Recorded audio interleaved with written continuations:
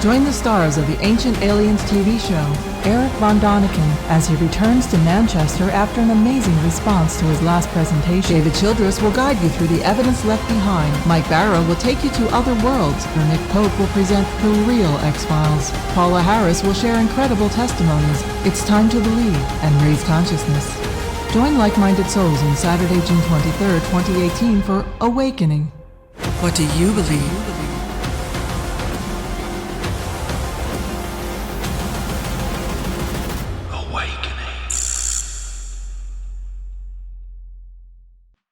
UK and across the world online.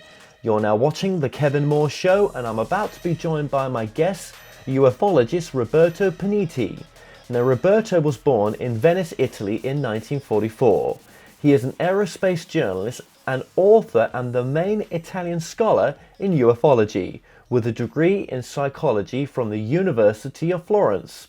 Now, since 1960, he has searched for any documentation or information about the UFO phenomena, and he joins me today to discuss his book, UFO Contacts in Italy, Volume 1. Well, Roberto Pinotti, welcome to the show. Thank you. Roberto, so you are based in Italy. Well, they say I am an expert investigator.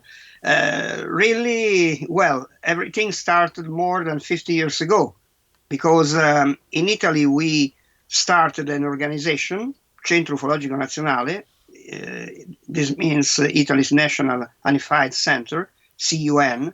And since then, we investigated a lot of UFO cases. That is more or less 12,000 during the last century. This means that Italy is not a poor country as far as UFOs are concerned. There are a lot of evidence about that. Absolutely. And what part of Italy are you based in? In Florence. Florence. Tuscany. And you're a doctor? Yes. And what sort of doctor are you? No, I graduated in political science at the University of Florence, and I am a sociologist. Well, today, of course, I am retired. I have my age presently is 74. Excellent. Well, that's wonderful. That's a good age as well. So, would you say then that this is your sort of full-time work right now? Well, more or less, yes. You see, when you work, it's one thing. When you are retired, you have more time to dedicate to such a problem. Yes, of course. So let me get this right. This is Volume 1, your latest book, which is from 1907 to 1978. Yes.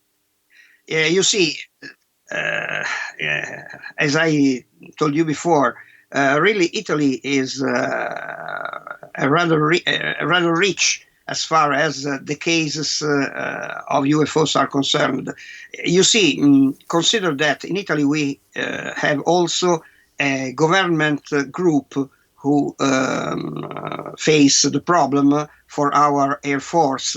And this group started in 1979 and presently has more or less 500 cases in their files. But you understand that about 12,000 cases are much more. This is due to the fact that common people, they do not like to report what they say, what they see to authorities. They have no time to lose. Many years ago, people preferred to go to the newspapers. Today, well, we have internet, so authorities are not so involved directly in this as far as normal people is concerned. And their investigations is surely serious, deep, but private and civilian UFO center like ours are much more devoted to the study of the phenomenon. So let me get this right. What is your group called? Yes, CUN, Centro Ufologico Nazionale, which means National Unified Center. We started in 1967. This means that we have 51 years age presently. And we are one of the five oldest UFO organizations in the world. Our problem probably is just the language barrier, because you see, Italian is not so widely spoken like English, of course. So you understand that this was a good opportunity to let English-speaking people understand what is happening and what happened in Italy. Absolutely. So, and do you have a website, or do you want to give the website for the organization? Yes, is I'll tell you at the end of the interview. Okay, Okay, of course. we're putting. We are present in internet, of course. Yes. Okay, but do you have a website personally? Well, yes and no. I am present on Facebook, but you see, I prefer, frankly, not to be too directly involved presently, because I have a lot of things to do, and frankly, the the presence on a website is very, very. You understand, time. We spend a lot of time about this. You understand? Yes, I This do. is the Yes, yeah. I do. I absolutely do. So, what got you initially interested in the subject of ufology then? You see, in Italy, this interest developed since the early 50s, really. And in Italy, we had different UFO waves in 1950, in 1954, and it was a very impressive UFO wave, more than 1,000 cases in our country. Then in 1973, and probably the most important UFO wave we had in Italy was in 1978, more than 2,000 sightings only that year. And this imposed to our government to face this problem directly. So our premier at that time said, okay, it is duty of the Italian Air Force to try to understand what's happening. And since then, the Italian Air Force has a team which is nothing more than the team who face intelligence in the Air Force, who is devoted to follow the UFO problems. And as I told you before, presently they have more or less 500 official cases in their files. Also, the Royal Air Force has a lot of materials, of course. we are in good company. Mm. And this phenomena, it's not just in Europe. It's not just in Italy. This is a European and worldwide subject as well. I mean, there'll be cases in all sorts of countries, wouldn't there? Yeah, the phenomenon is not particularly linked to definite countries, but surely Europe has a lot, really a lot of important UFO cases during the last 5 decades. And we have Spain, France, Italy, England, not so much Germany, frankly, but all these countries, even Belgium, for instance, were often visited by UFOs. And local organizations took care to try to understand what was happening. Yes. So, so you never had any UFO experience yourself? Yeah, of course. But you see, when I had to do my military service, I had to do this as an officer, and for more or less 2 years, I had a uniform as my dress.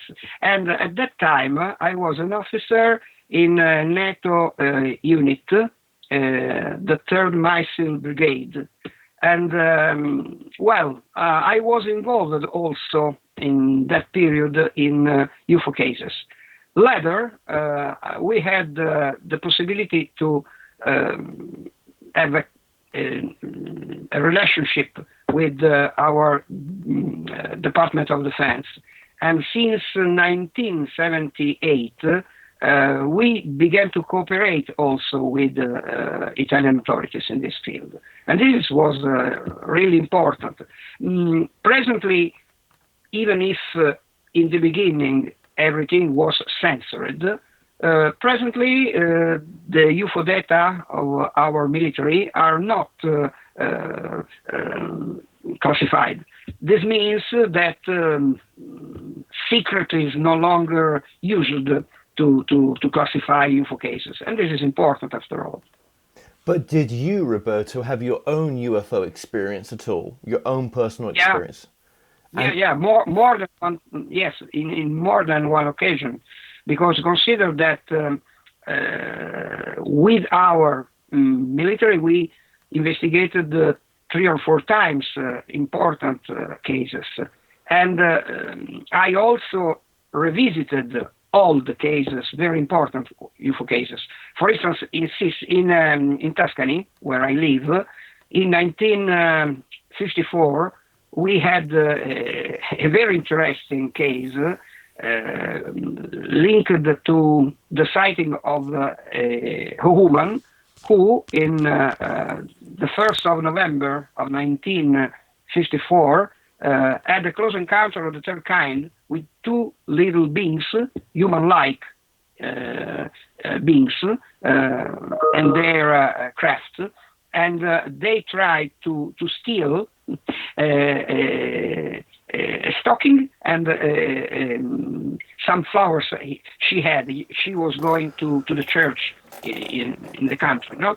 And this case is famous also outside Italy, the case of Rosa Lotti, and is one of the most documented cases we had, for instance, in which we have an encounter with non-human occupants, but really human after all.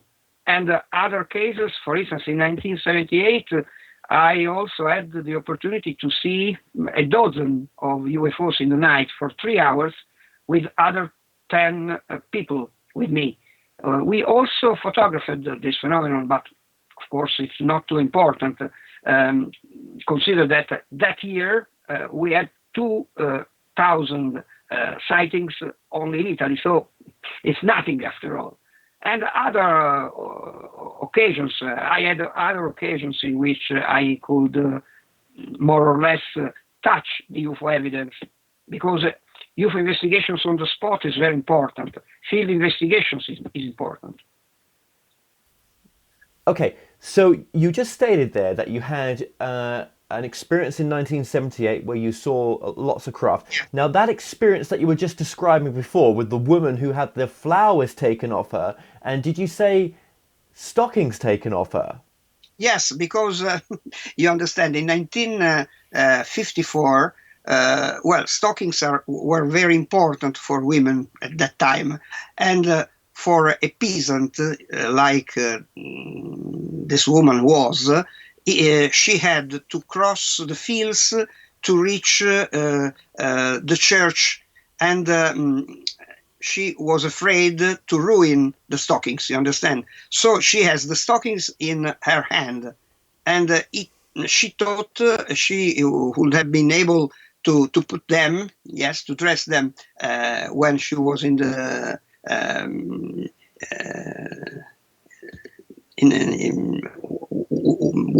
with a friend, and to go together to the church, you understand? This was the reason, because she had stockings in her hand, as well as the flowers. So was she abducted? No, no, no, no, absolutely not.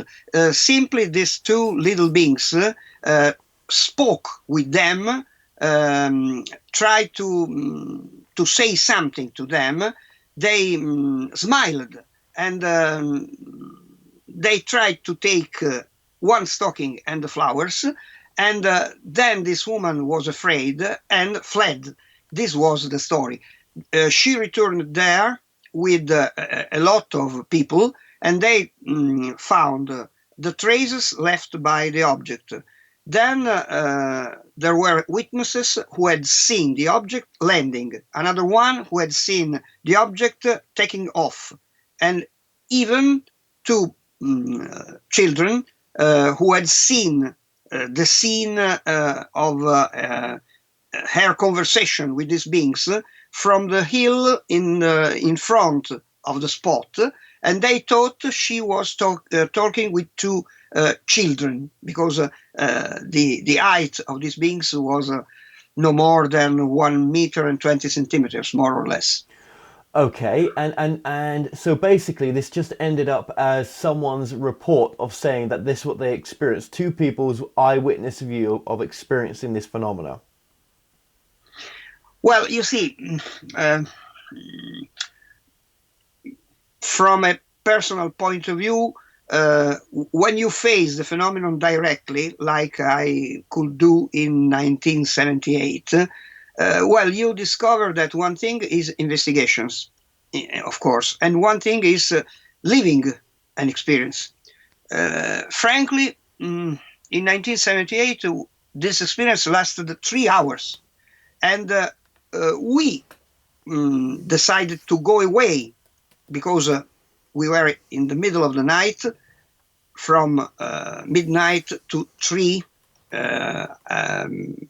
So you understand that we had it was cold and a lot of other problems. So after we had continued to see this phenomenon, grouped lights flying all together or also isolated, we had also the opportunity to photograph part of this phenomenon. So this was enough for us. In other words, we could say, okay, we did not dream.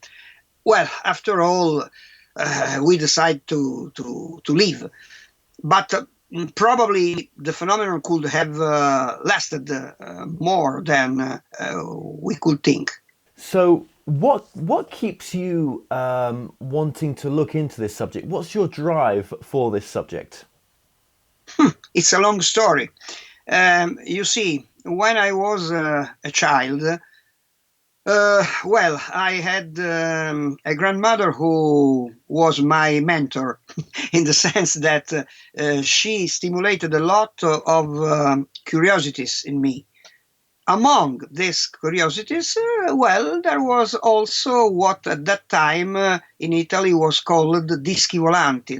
This means flying saucers. And one of the first book in English I took was a book about UFOs by Maurice Jessup, The Case for the UFO. I was, well, 13, if I well remember. So even if I could read English, it was a real discovery for me. In this book, there were also a lot of addresses of people operating in different parts of the world interested in the subject. So I began to write to these people, and I began to have correspondence with people in other parts of the world interested in the subject. And well, everything started in this way.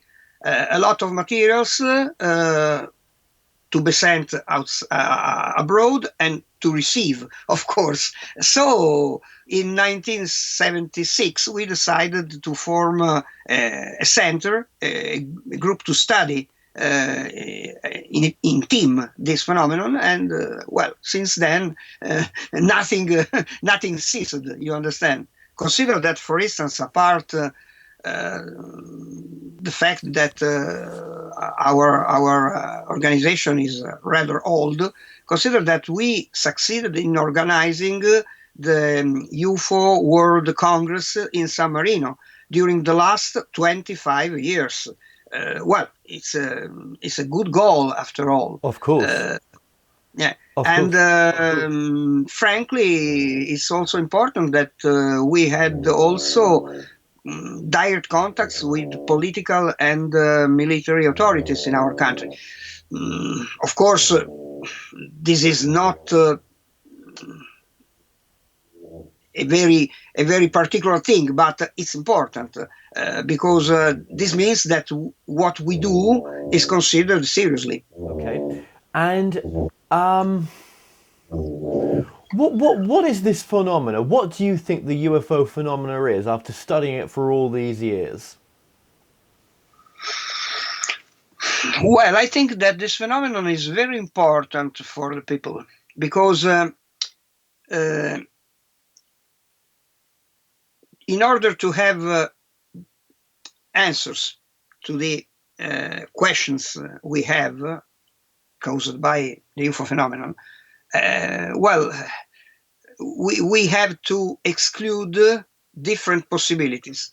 The only surviving theory is the extraterrestrial theory, more or less, because in 100 cases, you may even not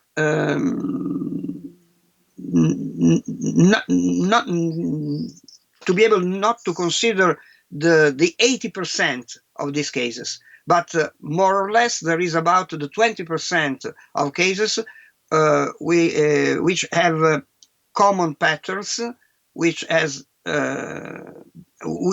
their rules, which show the same things everywhere in Italy, in Europe, all over the world.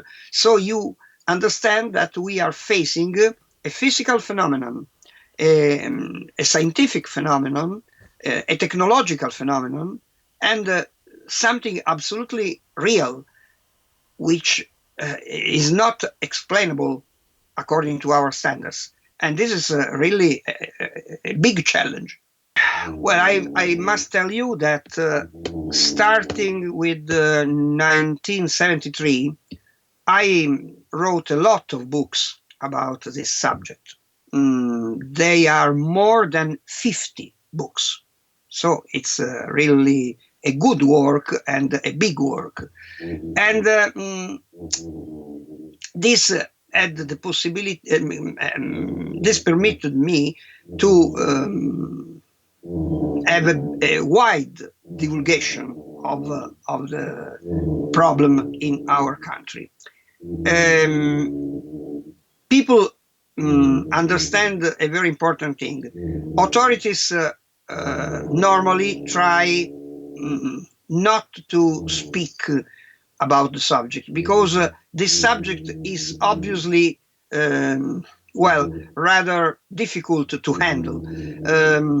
Probably authorities fear that this phenomenon may have a negative impact on the general public, because of course people may have fear, may express fear, even they could create a situation which authorities could not control. So this is the reason because we have this sort of conspiracy of silence. Because I started in 1974, I wrote a book, UFOs, The Conspiracy of Silence, and it was inspired by Major Keogh's The Flying Saucer Conspiracy, a book written in the United States. But it is really so. Authorities do not like that this phenomenon may be widespread. They fear that the general people may have a sort of negative impact by this phenomenon. Why? Because you understand that if really we are facing with extraterrestrial beings, This means that all our rules, all our standards have to be revisited. You understand? And this is really a problem. With my personal opinion, of course. My personal opinion is that more or less, I think that the United States, and maybe not only the United States, had some kind of direct contacts or information with the pilots of the UFOs. This means with extraterrestrial beings. Of course, this is very important, but this does not change anything in the sense that they don't want the general people to be informed about this, because they try to keep the general public outside all this. I see that this is more or less done by most of political authorities all over the world for a problem of public order, you understand. Don't forget that simply in 1938, Orson Welles caused an incredible mess in the United States with his radio program about the War of the Worlds. So today, to admit that we are really visited by extraterrestrial beings could create a real chaos inside the masses. You understand? In 1972, as I told you, I was an officer in the Italian army, and I was in a NATO unit in Italy. And it was an important unit because we had nuclear weapons at that time.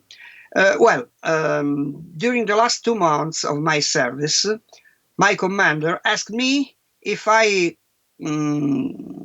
have been able to do a talk, a conference for the superior officers of our unit about UFOs. Well, I was surprised, even if they know that I was interested in this subject. But when he asked me this, I said, okay, I think I am able to do this conference. Okay, so he told me, okay, prepare this and never mind. I did this conference. It was a real success. And while I was preparing this conference, a couple of American officers, because at that time we were operating in NATO with the Americans, of course, and these 2 guys, a captain and a lieutenant, asked me, Lieutenant Pinotti, are you preparing a conference about UFOs for your command? Yes, I said. Well, what are you going to tell in this conference? And I told them everything, including the fact that my idea was that we were facing extraterrestrial beings. Okay, they say nothing, but the captain told me a very interesting thing. And consider this thing is that we were in 1972. And he told me, but do you know that in the States we have the crashed crafts and also the bodies of their pilots? Question, interrogative mark. Frankly, I did not want to do and to tell, because at that time, nobody knows nothing about UFO crashes, you understand? Only in 1979, we had the book by Berlitz and Moore about Roswell, you understand? So, well, this was just for me a sort of evidence, a sort of proof, because it just made a confidence with a colleague, with a military colleague. And of course, he thought that I was linked to the military law, in which, according to which, we were not going to tell this to everybody. This is the story. So, of course, this was very interesting for me and was very important because this could mean that really the Americans had direct informations from aliens, or if you prefer, UFO occupants, since the 70s and the 60s, absolutely, and probably also the 50s. What do you think about the state of ufology as it is now? State of yes, the state of ufology today is, I don't think it is a negative in a negative situation. After all, even if big UFO organizations are no longer present like before, there is a lot of literature about the subject. Well, you may find everything and the contrary of everything in internet, and you may order everything. The problem is that authorities are still using this clock of secrecy because this is the situation. Probably a very interesting thing is that this is not the case of spiritual or ethical authorities. For instance, the Vatican and the Dalai Lama, for instance. Because Dalai Lama was interviewed 5 years ago, and they asked him, "What's your opinion about extraterrestrials?" And he answered, "Okay, no problem.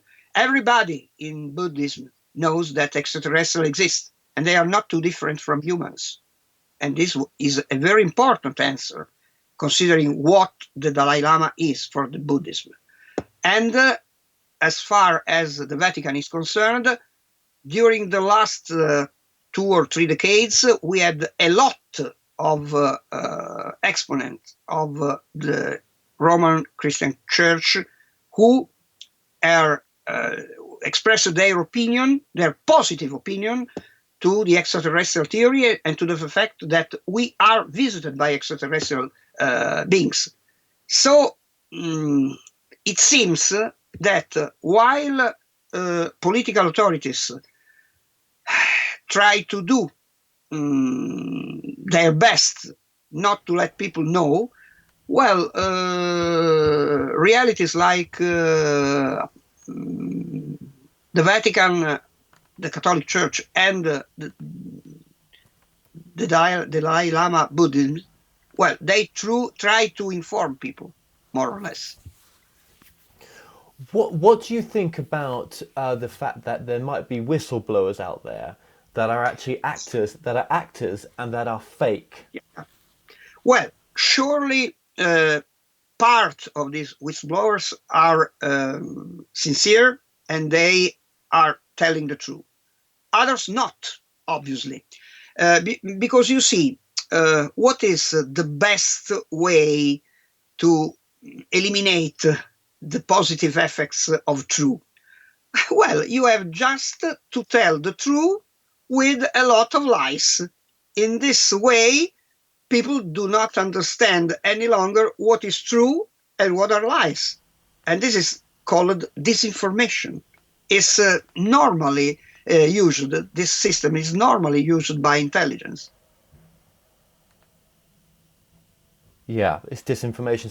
So there may be people out there that are actually purposefully, disinforming people on purpose. Absolutely, absolutely. You surely we are facing important truths and big lies, and at the same time, you understand, this is a perfect way not to let people to understand. And there's also people, I believe, purposefully getting people to act for them, and they take the acting, and that these actors, then between them, they're making some money when this stuff goes out online. And when channels have lots and lots of whistleblowers on, it can't be true. I mean, it just can't be. I've done this show for long enough, and I just don't get whistleblowers coming on my show again and again and again. Yeah, and I think there's a lot of disinformation and a lot of lies in this field for people to make money from. Yeah, of course, part of these people, of course, do what they do and they are doing for money, obviously. Part of these people, uh, mm, well, they tell their lies because they are ordered to do this. And part, obviously, tell the truth at a certain extent, of course. Uh, our difficulty is to understand what is true and what is false, of course. Of course, and you would say that most of the cases that you've come across, these are genuine cases, as far as you can tell. Yeah, absolutely, yes. You understand. I know, and this is real, that more or less the 80% of UFO cases are not to be considered real UFO cases, but more or less the 20% really are inexplicable. This is important. But you understand that in this 20%, you have rules, you have common patterns, you have the same behavior, the same appearances, and so on. And this is important because this means that all over the world, people are seriously seeing and constating the same thing. This is important. Yes, absolutely. Now, why? So this is volume one, and this starts off in 1907 and ends in 1978. So one question really. Why? Well, two questions. Sorry. Why did it Yeah. start in 1907? Were there cases beyond 1907? And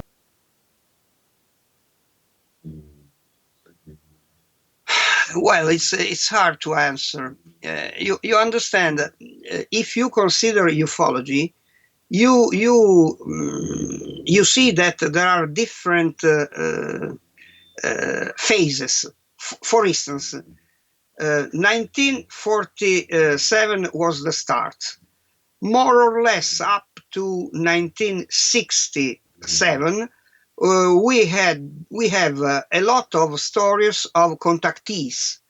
That is, close encounters of the third kind, we should call them in this way today, with people more or less like us who told the witnesses a lot of common things. That is, we are here to help you. You should not have nuclear war. You should have to live in peace, and things like that. Then, more or less from the half of the 60s up to now, we have the problem of abductions. But the question is, how much is this problem real? And how much is not real? Because obviously we have important cases in this field, a lot of important cases. But consider that after all, they are definite experiences and definite cases. The problem that a lot of people think to be abducted in a personal way, without witnesses, for instance, during the night, and so on. And so we are not able to verify anything about this. Well, it's a little hard to believe. It seems that there is a sort of contamination of ufology in the sense that if you consider, for instance, also Hollywood. Hollywood has a sort of propaganda program. We call it oriented productions. If you consider from the United States, a lot of films try to develop and to present the idea that aliens exist, but they are hostile, dangerous, negative, and so on, monsters, and so on. And of course, that the United States government is able to defend the world from them.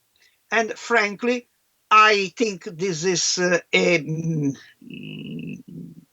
disinformation operation in order to spread fear in the general public and to let, in this case, the American authorities at the top of everything. I think that the reality of things are a little different. If really we will have to face hostile beings, dangerous beings, willing to enslave us or to invade the earth, well, the war of the world would have happened more than one time, probably.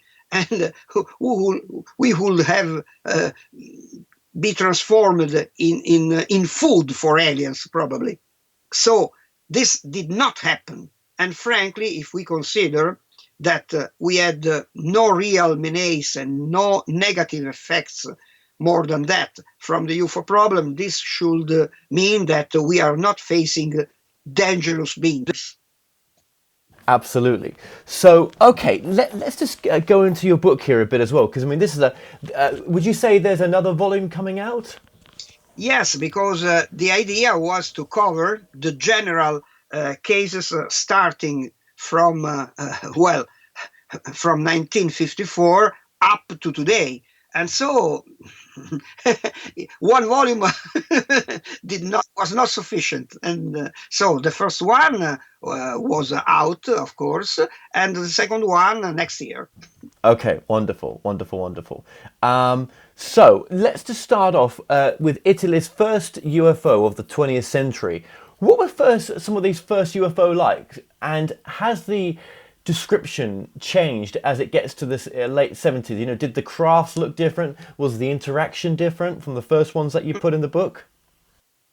Well, I could make a curious consideration. For instance, the first case we could mention in Italy was in Sardinia, and the UFO of this case was a small sphere of light, absolutely not different from the spheres of light that we see today. The only difference that was an isolated sphere. Today we see grouped spheres flying together. But, well, there is also who thinks that these spheres are not obviously nothing more than something which could be assimilated to drones or something. In other words, they could monitor the situation without involving people piloting objects, you understand? This is very curious because in 1 century you see the same thing, more or less. Yes. Yes, absolutely. So in the early 1900s then, I guess there was, well, actually, no, let's move this and forward to, you know, the World War II era as well. What were the sightings like around World War II? Well, we had also, not too many, but some sightings during World War II. But probably one of the most interesting things we discovered since 1996 was the problem of the so-called fascist reports. What does it mean? This means that during the 30s in Italy, we had several sightings of what today we may call UFOs. At that time, Italian authorities, we had fascism in power in that period in Italy, considered the subject and thought that they were facing a new aerial weapon of another European country. This means England, France, or Germany, more or less. And Mussolini created a group, Gabinetto RS-33, which means Cabinet RS-33. 33 was the year of the formation of this group, and RS is for Ricerche Speciali, special research. And their attitude, their activity, the activity of the Italian air technicians of that time, which were, frankly, in that period, well, the Italian force was very important in the war from a technical point of view. Their proposal was to study this sightings and to try to copy these objects. In other words, what we could call today reverse engineering, in other words. And they studied really the problem. And today we have, for instance, not only official reports of that time, very, very similar to today's UFOs. For instance, big, elongated motherships emitting smaller objects like a priest's hat, for instance. This means round objects with a cupola, with a dome. And so you see that there is no difference between these sightings of the 30s in Italy and other sightings during World War II and even later. Frankly, I think this is very interesting because this is another proof of the fact that the UFO problem is much older than we think. The problem did not start in 1947.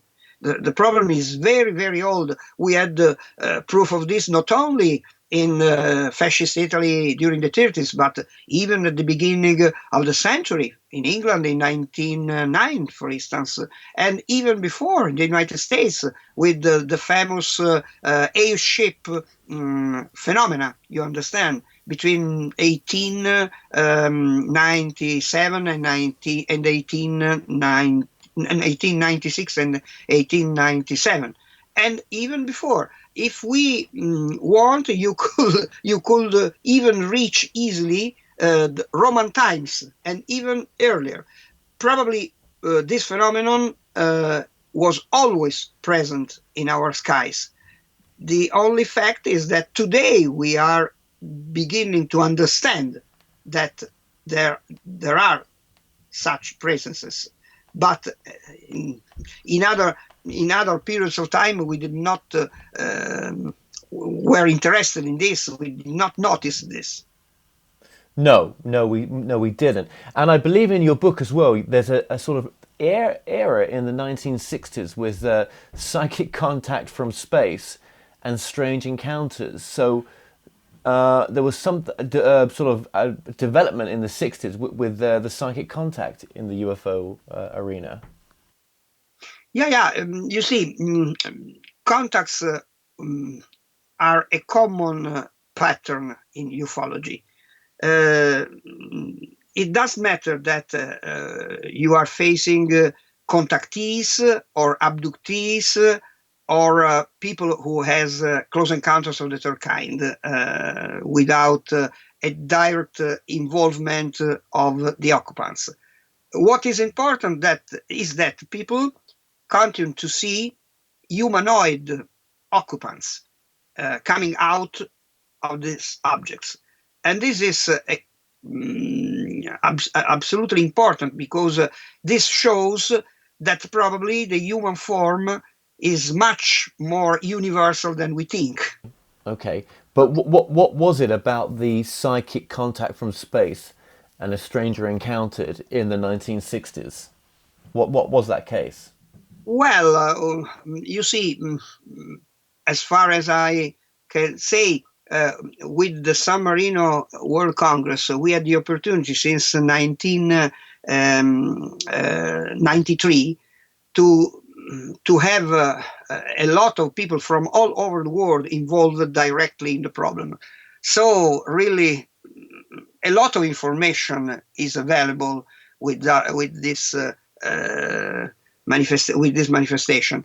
A very interesting thing is that, for instance, in 1994, we had the opportunity to have a big divulgation, not only in Italy, but outside Italy as well, of the so-called KGB documents, the documents of the secret service of the former Soviet Union.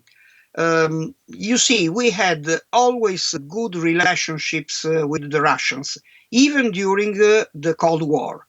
And because even if they had big problems at that time, this means for the people who was interested in the subject, of course, well, we succeeded in any case in having relationships with them.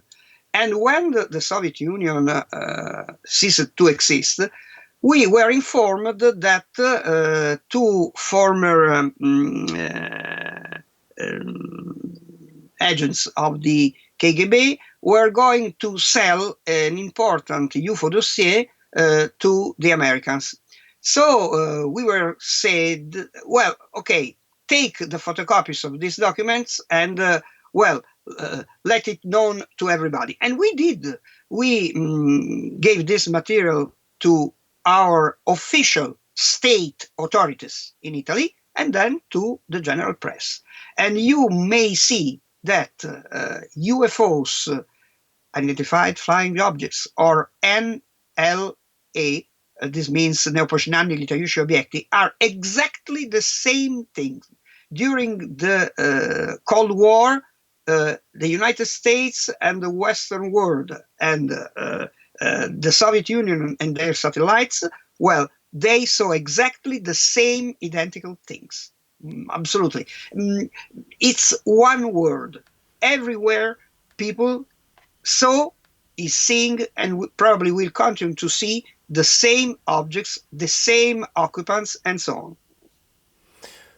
And then, you know, in the 70s, I believe it was the sort of early, sort of late 60s, mid 70s, that there was a lot of sightings that came your way that involved Air Force jets that were scrambled to intercept, you know, huge UFOs as well, not just small UFOs. Really, also in Italy, for instance, consider that during the Italian big wave of 1978, we had different Italian pilots of our Air Force who chased UFOs in our skies, officially. So really, something changed in the sense that it seems that today the UFO manifestations are linked more to something which is not involving directly living pilots, this means, but something which may be considered a remote controlled machines, in other words. Probably someone thought that there was not the case to risk the possibility that a UFO crash may have occurred with negative effects, of course. So I think that this may be a changing in the general scheme. Do you think the jets that were scrambled when they went after these UFO objects, do you think that footage must exist somewhere? There must be UFO footage of these jets chasing these objects. You see, the possibility, in different occasions, also in Italy, we had fighters ordered to scramble to intercept these objects. And in any case, nothing happened in a negative sense. Usually the object fled and they could not be reached. So this is the story, the general scheme. you see, for instance, many other events are not considered and are not known. For instance, recently, official American documents from the military environments were declassified a lot, and among these, we found something we already knew, but had no documents. Consider that in 1961, the car of the president of Italy was followed by a UFO, and of course, this case was considered a state secret, for instance. But what is interesting is that the Italian military sent the report to the Project Blue Book in the United States to have an opinion about this event. But in Italy, nobody knew of this up to some years ago. So you understand that the secret, the cover-up, is still creating a clock of disinformation about this. Yeah, absolutely it is. Absolutely. And there was also, I believe, in your book, if my memory serves me, there was a humanoid encounter as well. Not just the story that you originally told me, but one that was in the late 70s or late 77? No, there are a lot of humanoid. Oh, is there? Yeah. For instance, what is important is also to find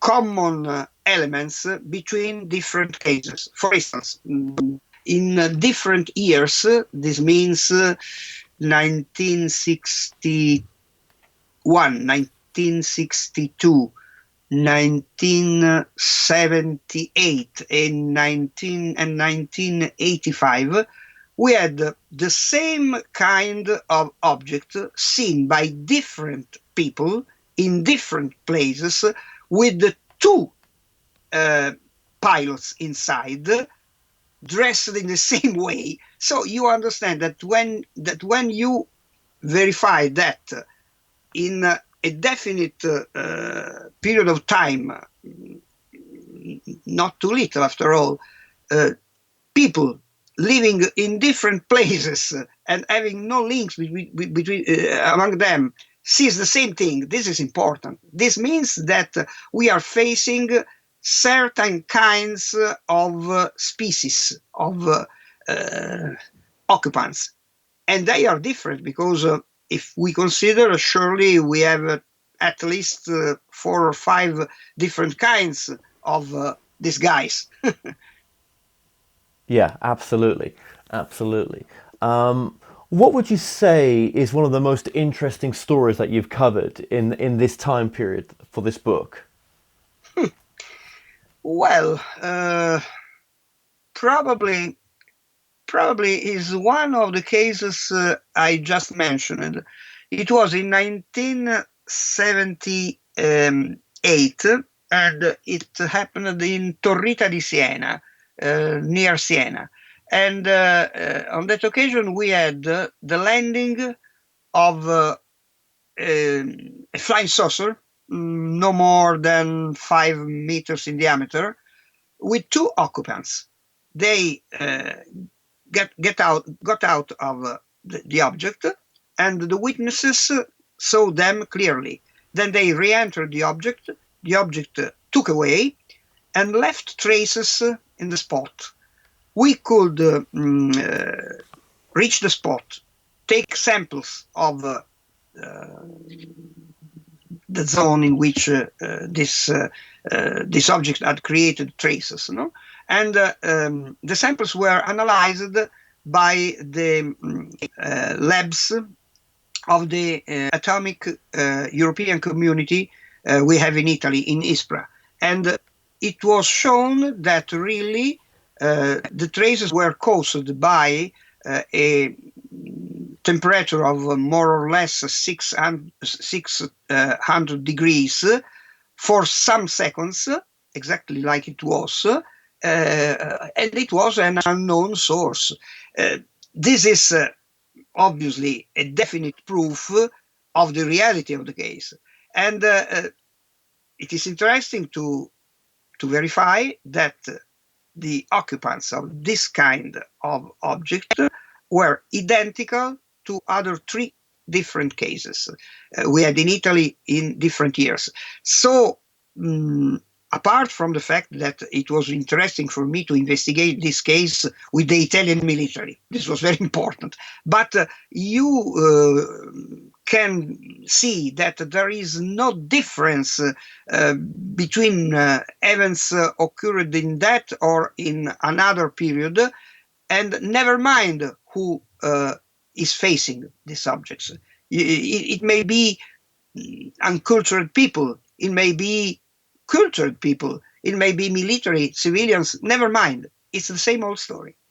Do you think there'll ever be disclosure with the Italian government to its people? My God. Well, the Italian government, with this team they have with the Italian Air Force, they say their duty is just to verify the subject for statistical purposes. Really, I can tell you something about the fact that if you discuss with certain people in our military environments, well, you can be told also that they think that they are extraterrestrial, but they cannot obviously say surely that it is so. In other words, it is, I think, rather important that they consider the subject real and unidentified. It is not too bad, after all, for the moment. Frankly, I think that in the future, due to the fact that this phenomenon is much more showing itself everywhere, well, governments will be obliged to say more. But probably we will have to wait, unfortunately. You see, in 2013, I was invited to the in Washington. We had a very interesting event made by Paradigm Group by Stephen Bassett. And we were questioned by some American congressmen about UFOs. They created a situation in which for a week, 40 experts from 10 different countries of the world were questioned about the subject. And the conclusion of this event was that UFOs were absolutely a real phenomenon, that UFOs were a technological phenomenon, that UFOs were an advanced technological phenomenon, that UFOs were an intelligent phenomenon, and that they were not absolutely linked to anything in on our Earth. The conclusion was that the United Nations, well, should have to face this subject. Well, okay. The only problem is that, unfortunately, the United Nations have not too big importance in today's world. So you understand. I think that we have to wait. Yes. What would you say then? No, I do hear what you're saying about having to wait, for sure. I don't know, did I get you to answer? Do you think then that there is extraterrestrials, that there is sentient beings visiting or have been visiting this planet? I think so. I think so because in different occasions, the study of different cases show that there are also UFO occupants not different from us. And if it is so, it is obvious that they can infiltrate our reality at will. In other words, that we may have extraterrestrials among us. And we do not know, of course, where and who they are. No. No, absolutely not. So, okay, well, look, what would you say is an important message of your work, Roberto? Well, the reason who caused me to write a lot was information. To let general people to be informed. And this is what I did, what I am still doing, what I will continue to do. And I think this is the best thing to do. I don't know how much time it will be necessary to let the truth to be known. But surely we must continue to do this. We are just informing people because people was deceived in the past, and probably it is the case that we do something against this deception. Yeah. Yes, absolutely. Well, I'd just like to say it's been a real pleasure having you on, Roberto, and just thank you so much for joining us today. Thank you so much. It was a good opportunity.